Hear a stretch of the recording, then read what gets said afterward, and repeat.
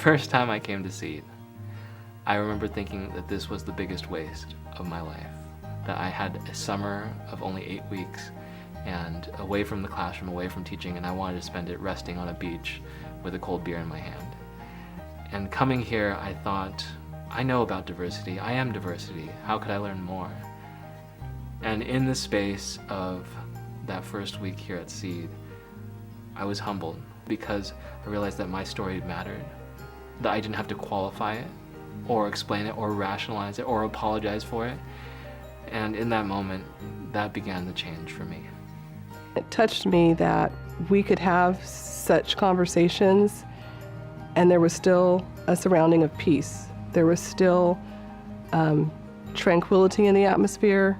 One of the things that I thought was fantastic about the program was that Seed is so thoughtfully, carefully created so that there is a space where people feel safe and where the anger about why, for instance, Native Americans have been treated the way they have in history and continue to be treated, and the level of inequity that exists in our world that is really angering and upsetting, but for so many of us, we're insulated. There was a space for them to be able to bring up that anger in a respectful way and for us to feel that and hear that and be respected for expressing that. There are 2 teachers here from a high school in Boston that has a history that everybody knows, a legacy of the busing in Boston.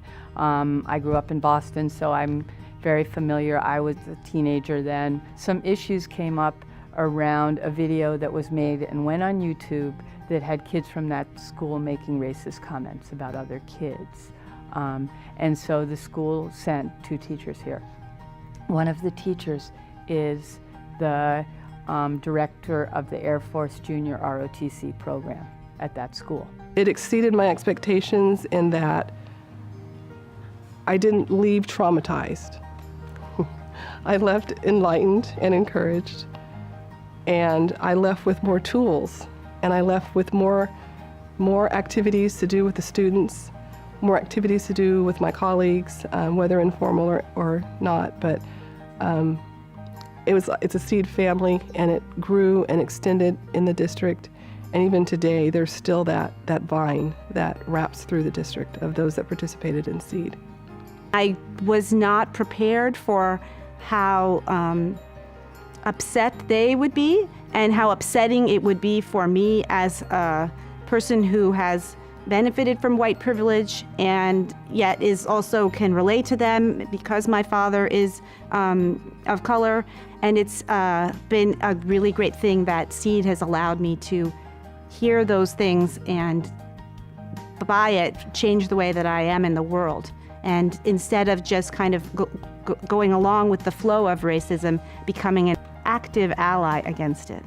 I talked to him the first night, and you know, I related every way that I relate to my work with actually LGBT kids from LGBT families to his work with the kids in the Air Force ROTC, taking them out places, creating safe places for them to learn and grow. And so, you know, he's right there with everything. And his background has no reason to mean that he would ever have chosen to come here necessarily. Every way he's participated has been such a gift to all the listeners.